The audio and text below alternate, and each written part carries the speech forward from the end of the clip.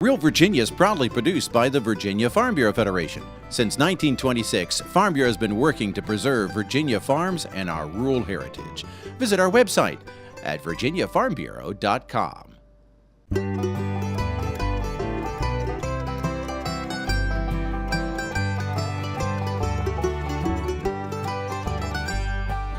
Home will always be Virginia, between the Blue Ridge and Chesapeake Bay, Atlantic to Appalachia, home in my heart always. Hello everyone and welcome to Real Virginia, a show about Virginia agriculture and the people who produce all of the wonderful products we enjoy, brought to you by the Virginia Farm Bureau. Farmers use both old and new methods to promote and celebrate the Virginia peanut. Chef Maxie uses the classic peanut to spice up a cookout recipe, and Virginia Blacksmiths are just some of the many competitors heading to the State Fair of Virginia at the end of September. Welcome back everyone. We're coming to you from Chesterfield County at this beautiful horse farm. It is a glorious day. It's kind of hot though, and it will most likely be steamy that second weekend in October when dozens of blacksmiths are beating out red-hot iron for the World Championship Blacksmiths competition. Horse owners have been fitting steel shoes to their animals for centuries, especially once paved roads became common. The shoes protect the horse's hooves, but they need constant maintenance and should be reset or replaced every 6 weeks for good equine foot health. The person who does this is known as a farrier. Much like replacing tires on a vehicle, at one time the local blacksmith was the go-to place for new horseshoes. Modern farriers like Drew Morales still work with horseshoes as well as trim hooves. It allows us to perfectly fit the foot with the necessary steel that the horse requires for its job and its environment and its conformation. Shoes have been made for thousands of years, and it's an art form that we like to keep alive, and that's where the competing really helps us. It keeps our skills sharp. It allows us to learn from other people and watch others as they compete. This is a coke forge, and this is a really efficient way to get a nice hot fire to be able to make a good solid horseshoe. All right.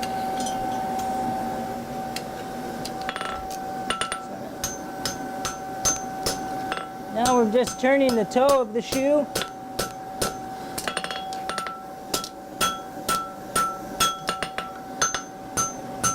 By heating the shoes up, we're able to much more easily manipulate the steel than if we were to do it cold.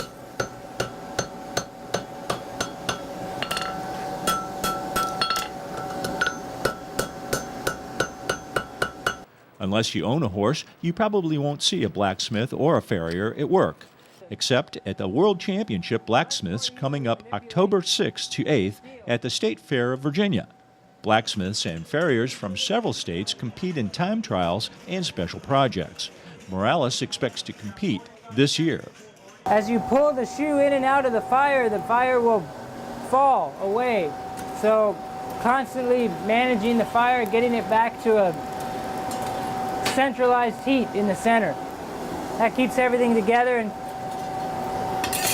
allows you to heat your steel up much quicker. So here I'm just going to make a heel.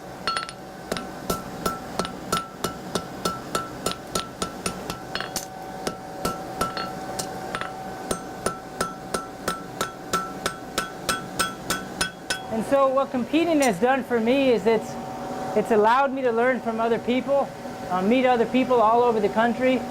The World Championship Blacksmiths travels across the United States, and that allows you to learn from all different types of farriers, and it allows you to really learn in different ways. It's been really beneficial for me over the years. Morales and the 60 farriers in the Virginia Horseshoers Association rely heavily upon experience, referrals, and word of mouth to reach their customers. The association holds quarterly meetings to promote the art, craftsmanship, and ethics of the industry, and there are dozens more farriers practicing their trade in the Old Dominion. If you want to see farriers and other blacksmith artists working hot and heavy, visit the State Fair on its second weekend. The entire fair runs from September 29th to October 8th. In Richmond, Virginia, this is Dave Miller.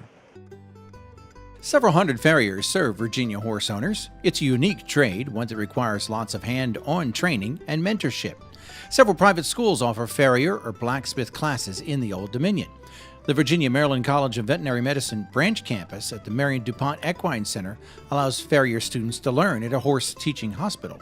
But farrier students can also learn their trade at schools in West Virginia, North Carolina, Pennsylvania, and Kentucky. Some of the basic blacksmith courses are as short as 12 weeks, while the farrier courses are usually longer.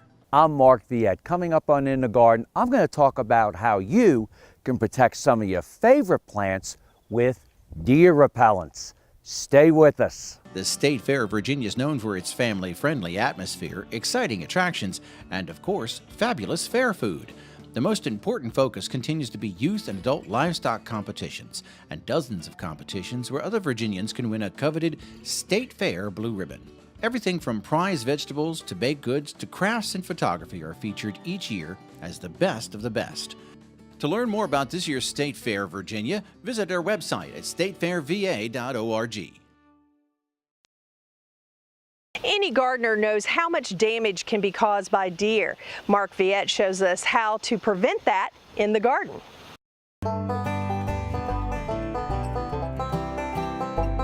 You can prevent deer from coming into your garden or eating your favorite plants by a variety of doing different things.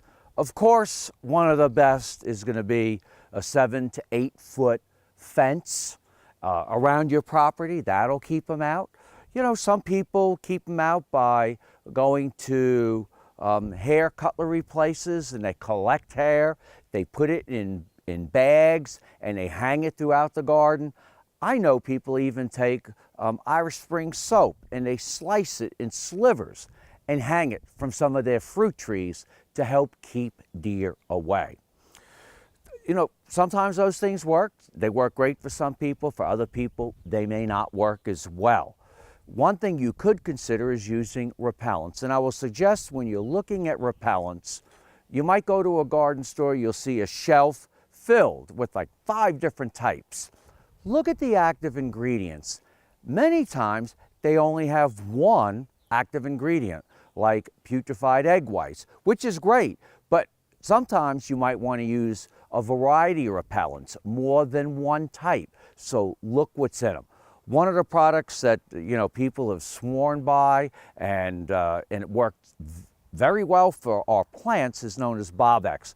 Fish meal, meat meal, urea, wintergreen, garlic, cloves, thyme, geranium oil, just a variety of different things.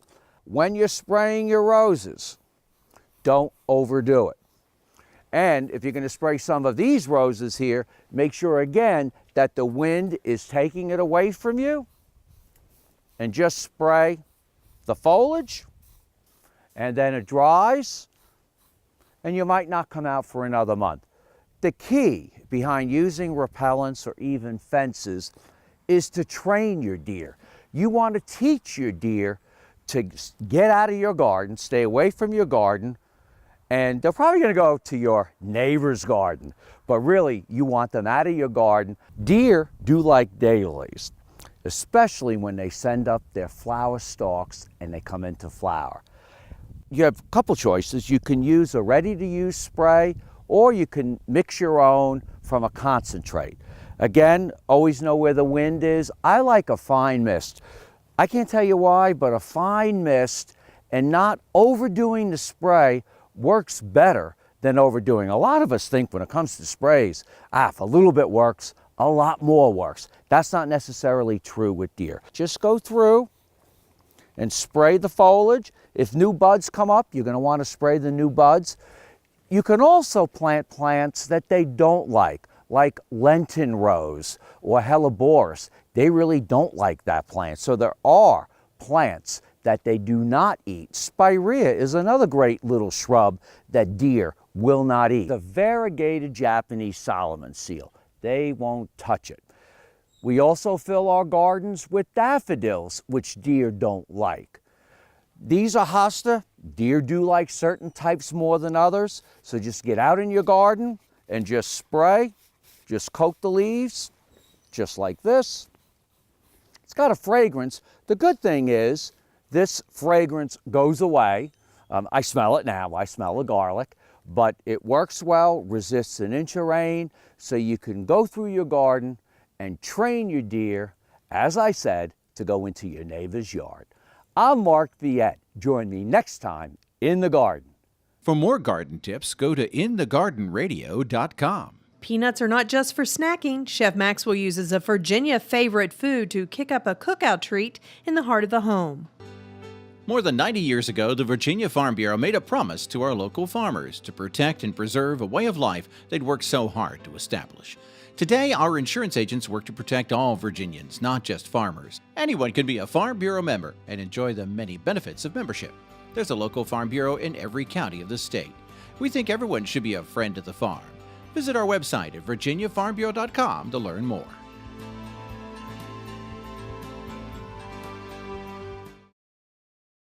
Kabobs are a popular cookout dish. Chef Maxwell shares his recipe for Virginia peanut sauce and tofu kabobs that will put some spice in your life in the heart of the home.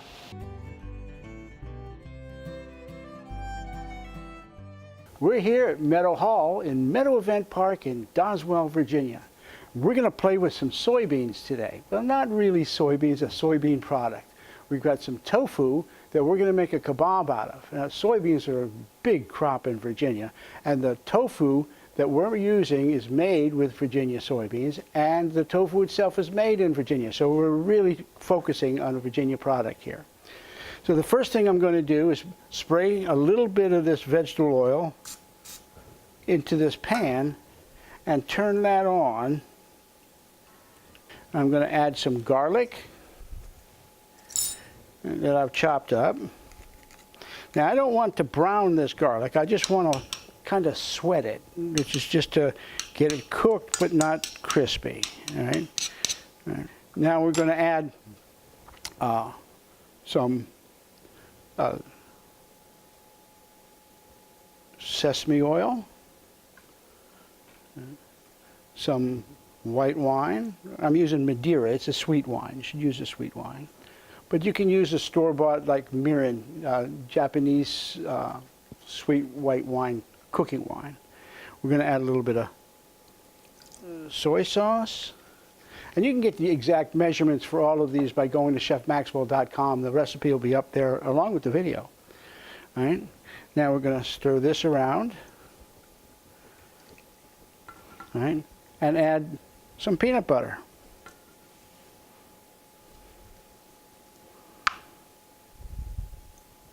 We whisk this in good. Get it nice and smooth. Okay, now that this is nice and smooth, all right, I'm going to add some parsley. All right, and some chopped red pepper flakes to give it some kick. Now this is all a smooth paste. Now I'm going to add some hot water, all right, to thin it down a little bit. We're making a marinade for the tofu. Now I'm going to add the tofu to that.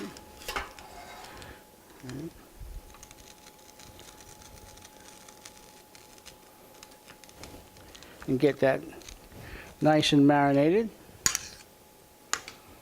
I'm going to set it aside for just a couple of minutes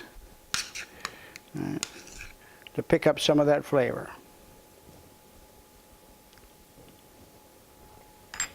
Okay, these have been marinating now for about 10 minutes. I've started a skewer, so I'm going to take a cube of this tofu and put it on the skewer. Now I'm just going to alternate these vegetables, and you can use pretty much whatever vegetables you want. I got a green pepper, a tomato, a piece of tofu. Now I'm going to put a piece of zucchini on there. All right, and now I'm going to do another pepper, an onion. I'll put another piece of tofu on first.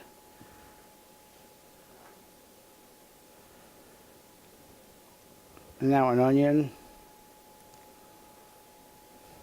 And another cherry tomato. Another piece of tofu. All right. And now a mushroom to finish the thing off. All right. So now I've got that there, and I'm going to spoon a little bit of this marinade on these other vegetables just to kind of glaze them off. And I'm going to put them on this griddle. Now this griddle is butane driven, right?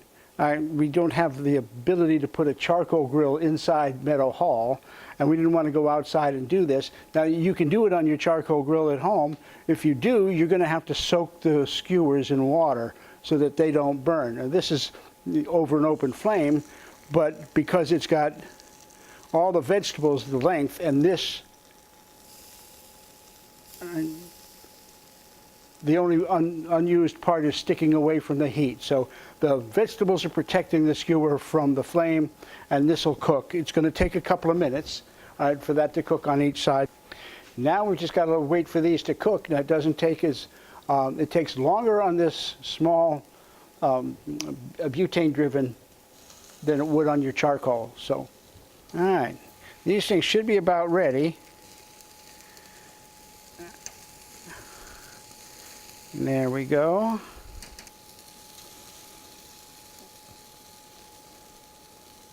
Now I'm going to take just some spring mix that I bought at the store. All right, lay that down in this plate.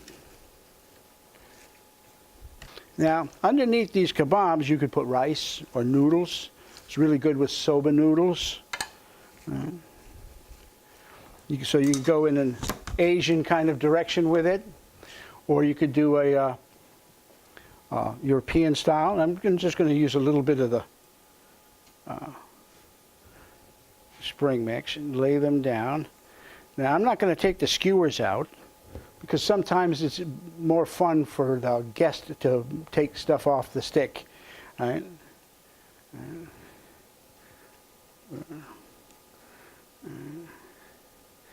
And there we go. Let me move this out where we can see it. And that's a tofu kebab with fresh Virginia vegetables, Virginia peanuts, and Virginia tofu. Join us next week on Heart of the Home when we get to play with more great Virginia food. Recipes from the heart of the home can be found on the Virginia Farm Bureau website at vafb.com, as well as on Chef Maxwell's website at chefjohnmaxwell.com. Peanuts are native to South America, but actually came to the United States from Africa. Spanish colonists brought the peanuts to Africa in the 16th century, and they later came to North America. In colonial Virginia, hams were considered to be tastier because the hogs were fed peanuts. A roadside marker commemorates the first commercial Virginia peanut crop in Sussex County in the early 1840s.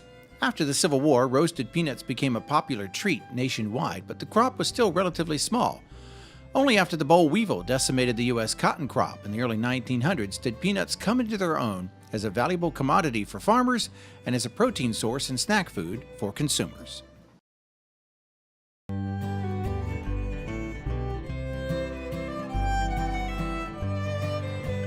Virginia peanut growers are hoping for one of the biggest crops in recent years this fall. As Norm Hyde reports, these growers are proud of their prolific, nutritious, and delicious crop and are eager to share it with the public. Peanuts are grown in 8 communities in southeast Virginia where the soil and climate are just right for the extra-large kernel that makes for a perfect Virginia-style peanut. The roots of the peanut industry run deep here, and another generation of growers is digging in. I grew up on a farm, and I've enjoyed those experiences from a child all the way up to the age of 26 where I am today. I guess for me, the reason that I wanted to come back to the farm is I see a lot of opportunity in agriculture for a young person like myself. There's not that many young people coming back to it. Agriculture is a profitable business venture. It's not the easiest way to make a profit, but there's a way to stay in business if you're willing to give it a shot. Wesley Drake is a sixth-generation peanut grower who's active in both state and national promotion programs for peanuts. The Virginia peanut, in fact, is world-renowned for its size and quality.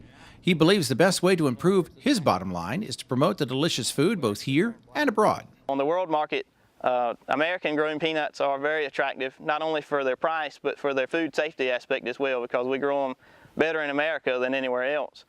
But we've been able to open up some markets in China, and we're working to open up some other markets in foreign countries, especially in the Pacific.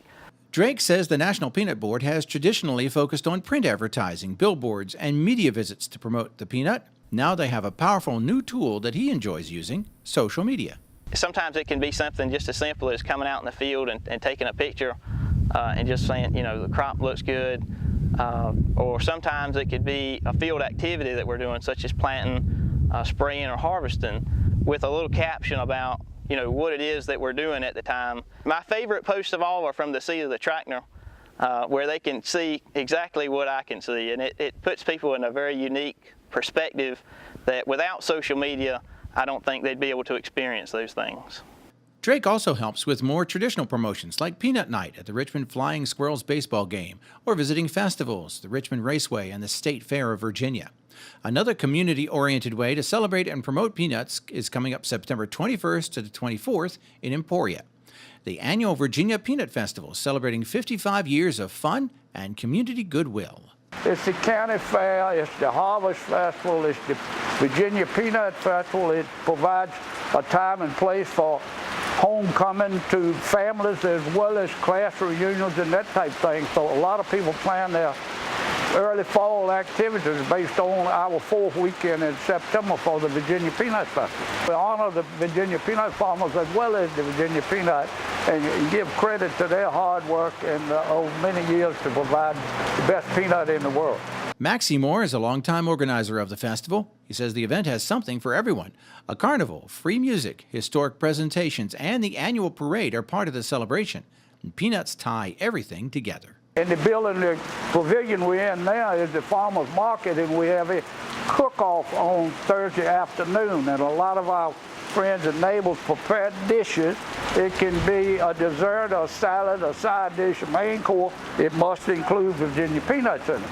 Then the public will buy a $5 tasting ticket, and they get to come in, eat their evening meal for $5, taste everything here, and then they get to vote. Visitors to the festival may also tour a nearby peanut farm. Moore says visitors have come from as far away as Canada to see how peanuts are grown.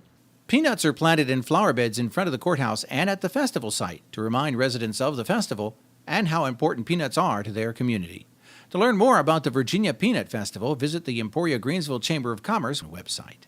And to read more about Virginia peanuts, click on the Peanut Growers Cooperative Marketing Association website. In Emporia, Virginia, I'm Norm Hyde. That's going to do it for this edition of Real Virginia. We are so glad you could join us to celebrate the bounty Virginia has to offer. Whether it's in your home, your garden, or your landscape, we are proud to say that this is Real Virginia. So for everyone from the Virginia Farm Bureau, thanks for watching. Make it a good week.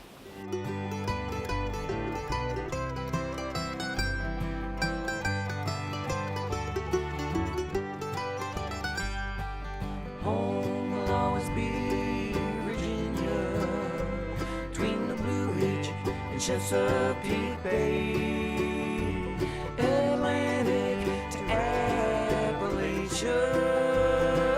Home in my heart. Oh,